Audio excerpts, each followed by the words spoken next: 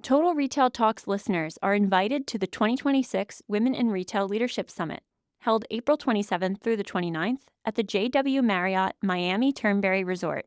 Connect with senior retail leaders and gain new perspectives shaping the future of the industry. Register today at womeninretailsummit.com and save $100 with code PODCAST. Welcome to Total Retail Talks, your podcast channel for retail knowledge. Hello, and welcome to this episode of Total Retail Talks. I'm Joe Keenan, the editor-in-chief of Total Retail, and I'm really excited for you to be joining us today as it marks our 500th episode of Total Retail Talks. We've been releasing new episodes of this podcast since 2015. So more than 10 years in, we've spoken to hundreds of top retail executives and gleaned insights into their business strategies. To celebrate this milestone episode, we're going to feature clips from the most listened to interviews from each year of production, so going back from 2015 until present day. Our team has selected short clips from each episode that's going to be featured in today's show. We hope you enjoy this trip down memory lane and are able to reflect on all the changes that have happened in the retail industry over the last decade.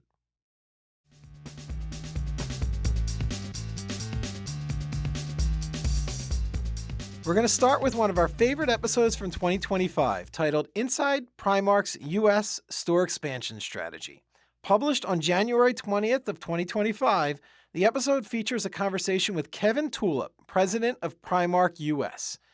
In this clip, Kevin discusses how customer and associate feedback is guiding Primark's U.S. store expansion strategy. We're in 12 states, or we will be in 12 states by the end of 2024. So we are in a lot of locations where we're able to really talk to our customers, talk to our colleagues, and really see how these new stores are trading. And I think, look, every single day we continue to come back to, right, what is working and how do we continue to make sure that the global business model that works in the US continues to be tailored to suit the local market.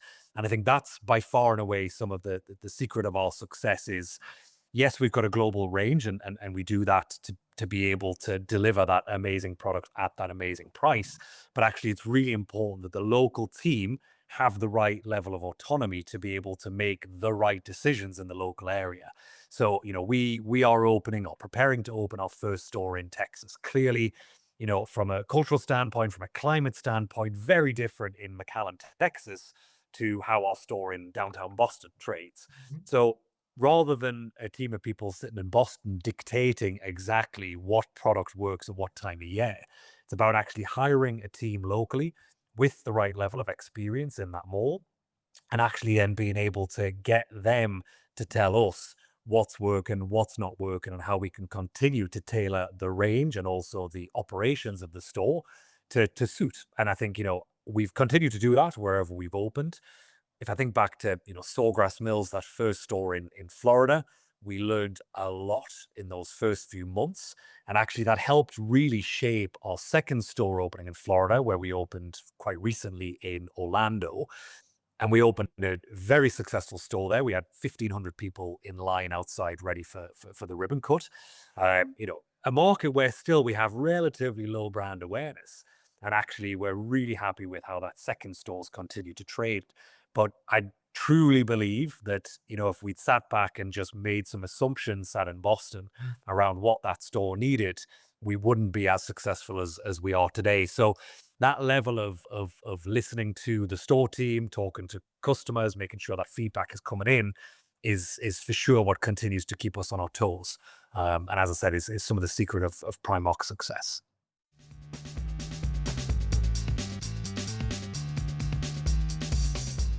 Our next featured interview is with Elizabeth Price, former Global Chief Marketing Officer, Anthropologie. Elizabeth is now the current Chief Marketing and Experience Officer at Victoria's Secret Co. Titled How Anthropologie is Marketing to the Next Generation of Consumers from March 4th of 2024, this clip shares how Anthropologie is attracting a new generation of shoppers while remaining deeply connected to its loyal customer base. I will start by saying that we are so incredibly fortunate that we have literally millions of customers who are so enamored by our brand and are excited by our brand, and they truly make this be, and they think of Anthropologie as like one of their favorite brands of all time. I've mentioned this before, but when I joined the brand just over 4 years ago, and I updated my LinkedIn as one does, I was floored by the literally thousands and thousands of customers and thousands of people who said this was their favorite brand of all time. And from a marketing perspective, and for a marketer, that's probably the best thing you could possibly hope for, is joining a brand that already has this built-in love and affection. And then my job as a marketer becomes, how do I build that brand love, build on that brand love, and build that brand love to many, many more customers. So in the last few years, we've definitely had a much more aggressive position on trying to acquire new customers without alienating our current customers. I'm happy to share that, we have done this and done this successfully. Our total customer base is growing. Our new customer base is growing at a faster rate. And that's, general numbers over the past couple of years, but it continues. And we're feeling really good about that. I think the important part to this is that it can't be a marketing initiative. It's actually a company initiative.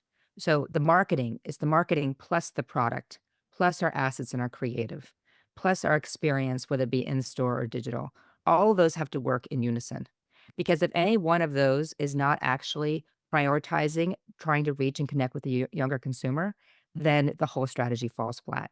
So if I had a fantastic marketing and fantastic media plans, et cetera, but I didn't have the right product, the younger customer is not going to convert. If I had great product and I had great media and media plans, but I didn't have really great content and great assets to actually serve up to that young customer, they're not gonna convert. So it really is not a marketing initiative as much as it is actually an Anthropologie company initiative for us to actually go and seek and win over more younger customers.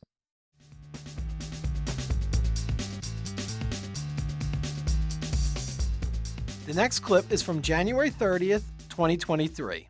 The episode is titled, How JanSport is Authentically Aligning with Gen Z Consumers, with guest Monica Regali, former Vice President, Global Brand Management at JanSport. In this clip from the episode, Monica explains how customer feedback directly informs product innovation and plays a critical role in acquiring and retaining younger consumers. We went through a period at JanSport where we were kind of making more younger, playful prints, and the product just wasn't resonating with that broader audience that we're trying to reach. Our product is our calling card to young people, and it we have to offer something that's relevant to really to everyone. We consider ourselves a brand for everyone, but we're starting to lean into things that that the students really have been asking us for. Make sure we've got water bottle pockets, make sure that we've got laptop sleeves, comfortable straps. We've evolved our product line to become more sustainable. So our audience, Gen Z in particular, is really dialed in to where the planet is going, and they pay attention to brands who are trying to put less waste out into the environment and who really are trying to do better when it comes to sustainable practices. And so I'm really proud to say 8 out of 10 of our bags are now made from post-consumer recycled plastics. So we use a body material on 85% of our bags that comes from recycled plastics. It's still hyper durable, still, stands up. It's still, water resistant, but it's also recycled. And, that's that's an innovation that we're really proud to bring to this generation and to everyone. And basically it's kind of table stakes now with Gen Z. They are voting with their wallet and they're telling brands, you're going to have to do better. And, we answered that call. It's not just for Gen Z though. It's also internally, we have a commitment to being more sustainable. And we work really, really hard on lightening our footprint on the planet.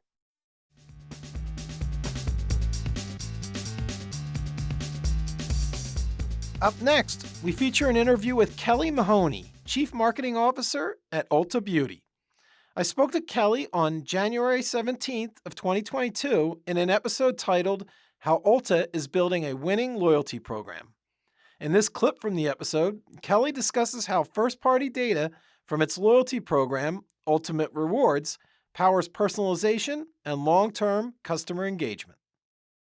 I would say, first of all, we are so fortunate to have the first party data set that we do have. So, over 95% of our sales data are coming from members that are shopping with us. So, that is amazing. And that makes my job just so much fun. So, we know a lot about the member. We obviously know who they are as they sign up with us. We know what they're buying. We know how frequently they're buying, how they're engaging our program, but sort of more interesting, we know their preferences. And some of these preferences are things they're willing to share with us. But now we're really getting into what we're calling inferred preferences. And we get to that level of detail with our data because, we have things like Glam Lab, which is our augmented reality, our virtual try on feature. And we have skin analyzers, all these fun ways in which our consumers through the mobile app are able to play and explore beauty with Ulta Beauty, but we're learning every time they're engaging in these things. We're monitoring those signals, and those aren't signals, and those aren't data points that are happening just because of purchases. These are signals that we're able to monitor in between those purchases, and we're learning every single time they're doing this. And that allows us to really refine our understanding of the consumer. So, we believe our data set is powerful. We believe it's a differentiator. And I'm proud to say I believe we're actually unleashing that data to activate, personalized strategies that are underpinning our growth for the future years.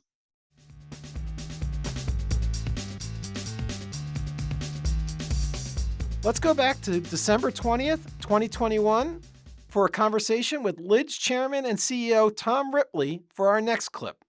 His episode is titled Lids CEO Global Brick and Mortar Retail is Alive and Healthy. In this clip from the episode, Tom explains how Lids identifies new markets, adapts store offerings to local demographics, and builds flexibility into its store portfolio. So Lids today, inclusive of our college business, we're 2,000 locations. Of those 2,000 locations, 740 are mall based. So absolutely, you're feeling, and frankly, everyone, the stereotype for Lids is we're a mall based retailer, and for a long time we used to be. But some of the best malls in America today are not like our grandparents' malls or the malls we grew up in. They're outside experiences. They're fountains and entertainment for kids are incorporated into the mall. Sometimes they're attached to sports venues or downtown city centers. And so Lids is really excited about those opportunities. Those are promote a younger lifestyle, a more active lifestyle. And so we have been running at those types of opportunities. We also have really engaged on what we call near venue. And I'll give you a couple of examples. Just outside of Wrigley Field, there's about $20 million in Cubs merchandise sold outside of Wrigley Field within walking distance. We put a store right outside the foul pole in left field. It faces the stadium. That's going to be a $2 million store. It's a lid store. It's a fantastic experience, and you're capturing that foot traffic going to the game. Another example would be we just opened a store right outside of Ohio State Stadium, and so it's again lots of foot traffic, a very active community, a college community, and so those are the kinds of places where Lids has started to diversify its portfolio.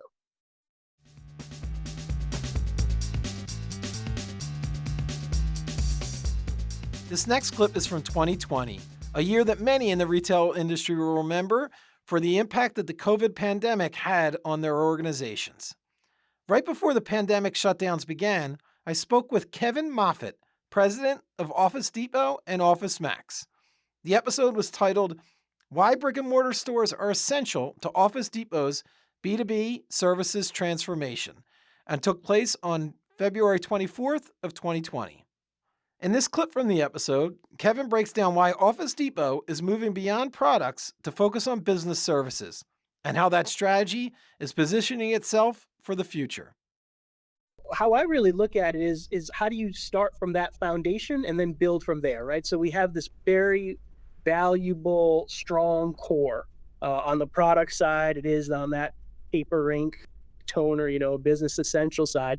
But then we also offer full technology solutions. We also offer workspace solutions in terms of furniture, desks. If you come into our furniture showrooms in our location, you're going to see a much broader assortment in office furniture than you will just about anywhere else. So, going beyond what you may expect, and the services business side of the business is the same, right? You may know us as a place where you can come in and get color copies, for example, but we provide a full suite of marketing capabilities, from signage to brochures, just different ways that we can enable small business owners, and frankly even mid-tier and beyond, to be able to get new customers, to be able to acquire and retain their customers, and help them grow their businesses, which is really a part of the mission that I'm most excited about, is how do we help entrepreneurs to be successful in their business? And a big part of our mission is, as we see it, is, not necessarily to do your business for you, but to help you do the business that you're really passionate about, to enable your dreams as a business owner by doing some of the, helping you out with the products and services you need to be successful.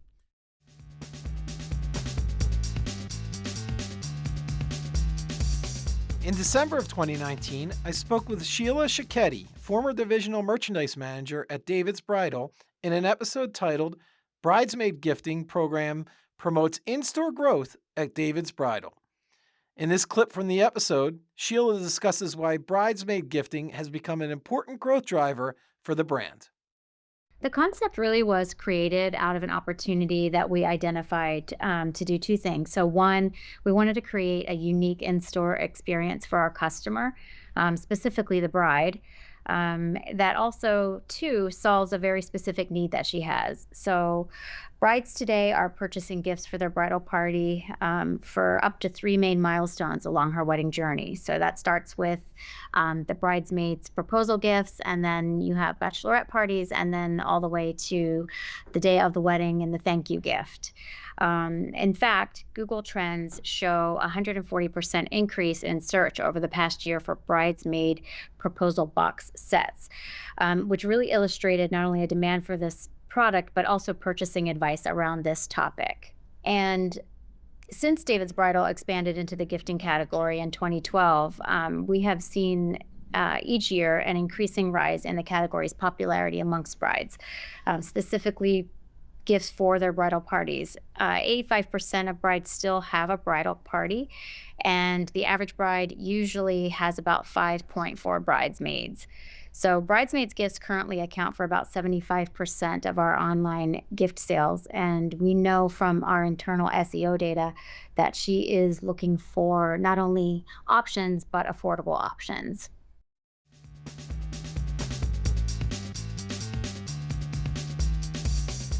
Our next featured guest is Brian Schultz, former director of e-commerce, Crate & Barrel.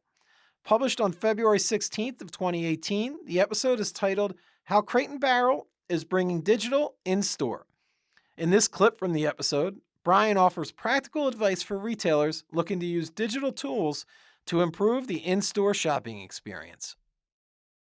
The biggest thing to consider when you're looking to bring a lot more of your digital initiatives in store is to eliminate any sort of channel conflict you might have with the associates in store. So some of our associates, particularly in furniture, are commission-based, and any of the digital kind of touch points they have with customers are tracked back to their associate account, and they will get commission if someone buys products that they've recommended when they're on the website or when they're on our app. And so really they're on board with this because it helps to extend their selling, past the floor space and into the virtual world and into customers' homes. And we're very user centric in terms of the solutions we come up for in store, but probably 50% of that user centrism evolves around the associate and helping to work with them to determine what kind of digital solutions are appropriate at what times for their in-store experience. So for example, they might be pretty adept at creating like a 2D floor plan to show the dimensions with the customer there, but creating a real immersive 3D experience is something they don't necessarily want to spend a lot of time doing when the customer's in store looking over their shoulder. So it's finding the right tools for the right times along with the associate in the store that really helps us to come up with solutions that work well in the moment with customers.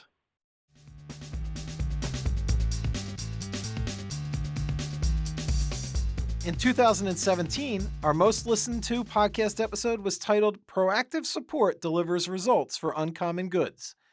It featured a conversation with MC Halfpenny, Director of Operations, Uncommon Goods, and was released on May 1st of 2017.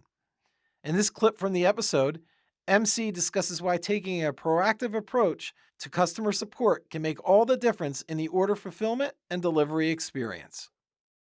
So at Uncommon Goods, we're a cataloger and an e-commerce site that brings clever design and handmade products to you and to your favorite people. So from the time we were founded in 1999, we've never had a brick and mortar storefront. So our packages really have to act as that storefront. Many of our packages are also being sent as gifts. So we're constantly introducing ourselves to new people and to new customers. And we really want to be your favorite place to shop. It's actually part of our mission. So we look at all the component parts that go into achieving that experience, and that includes the delivery. We also have a very big seasonal peak at the end of Q4, and we need to keep our customers coming back. So we need to deliver, especially in that Q4. So specific to the delivery experience, I think our customers want, and customers are also starting to expect a level of visibility into where their package is. So we answer all of our calls from our home base in Brooklyn, New York. And from there, we can, if you call us within 20 seconds, you'll actually be speaking to one of our friendly customer service reps. And we also keep a 2-hour turnaround on emails. We spend a lot of time optimizing our frequently asked questions section of the website because we find our customers really do want to self serve.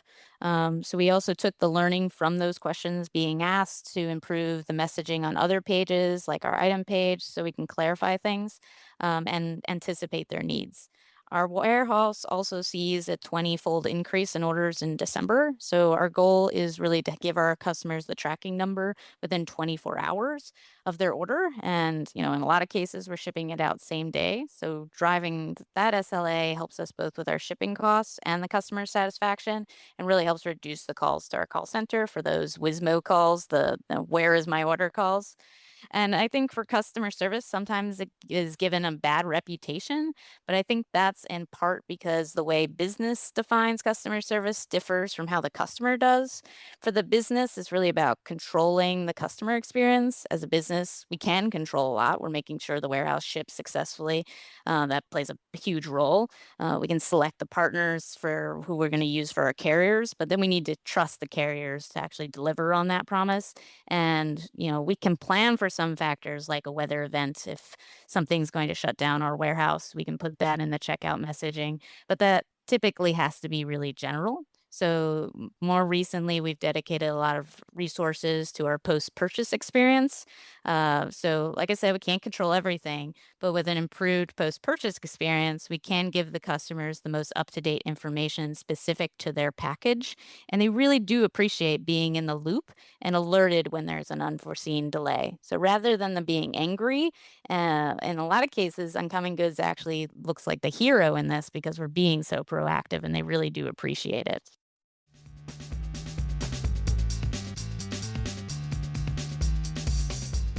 As we continue our look back, 10 years ago, I spoke to Peter Gold, former Chief Marketing Officer at Shop.com, during an episode titled The Reasons Behind Shop.com's Growth, which was published on July 5th, 2016.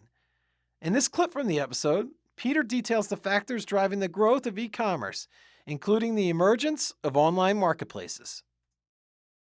Generations that grew up in the 60s, 70s, 80s, and even 90s, part of the culture was to go to the mall, was to go out shopping, etc. And since the advent of e-commerce, number of major things. First and foremost, I think initially, e-commerce has been out there for 20 years.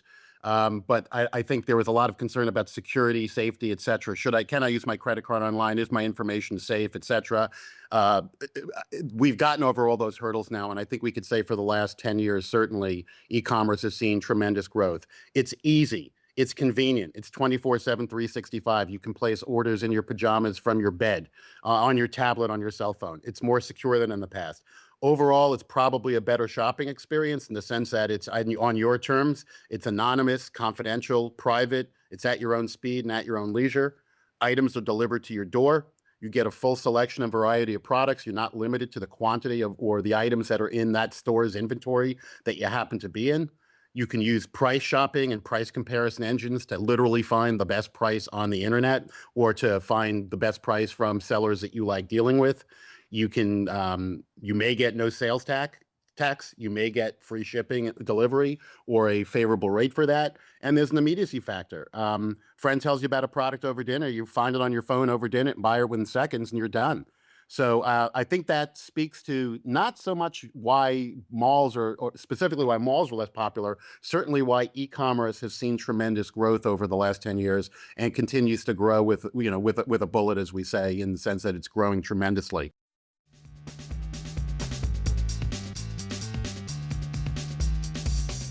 Our last featured episode takes us back to October of 2015. The episode was titled Lush Cosmetics CEO Talks Holiday Planning and features an interview with Mark Wolverton, former CEO of Lush Cosmetics. In this clip from the episode, Mark elaborates on how Lush Cosmetics plans for the holiday season and turns seasonal demand into meaningful customer experiences. It's interesting because when we started originally in the marketplace, the what kept us ahead of competition was innovation and along with a bunch of other things, but innovation and launching of new products. So we traditionally dropped 30% of the product range every year and replaced it with new products. And so the innovation engine behind the brand in terms of the product creators is second to none in natural formulation. And so we've gone through part of the last sort of 10 years redoing and adding to different categories, mostly seasonal, but some additions throughout the year. And so it was sort of time to try and figure out how we could break the mold in store size. And so they did it by doing a creation of a whole new slate of products. So they did 240 new products in 100 days. Wow. Plus, in addition to that, because it's the season, they've also created 100 new seasonal items. So, that's products across all major categories. It's a relook at every category, and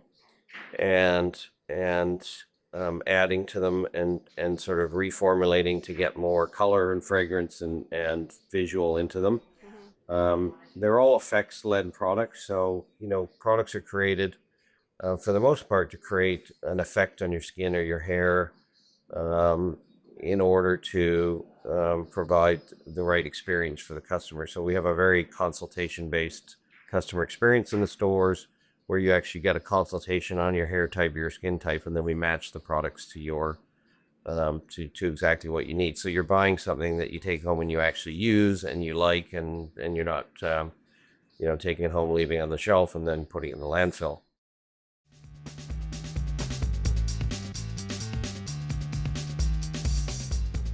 We hope you enjoyed listening back to over 10 years of retail industry growth, change, and innovation captured through our podcast, Total Retail Talks. In addition to the hundreds of guests we've hosted on this podcast over the years, we of course want to thank you, our audience, for tuning in. Your support of this show has made it possible. And remember, this is just a small taste of what this podcast has to offer. Make sure to go back and listen in to other episodes over the years for additional great stories and further insights into the retail industry. Thanks again for listening, and we hope you'll join us for plenty more Total Retail Talks episodes to come. Thanks for listening. For more information on this podcast, please go to mytotalretail.com/podcast for show notes. Total Retail Talks is available on Apple Podcasts, Spotify, Amazon Music, SiriusXM's Pandora, YouTube, and YouTube Music. If you've enjoyed this episode, please take a few moments to rate, review, and subscribe. Thanks, and until next time, this has been Total Retail Talks.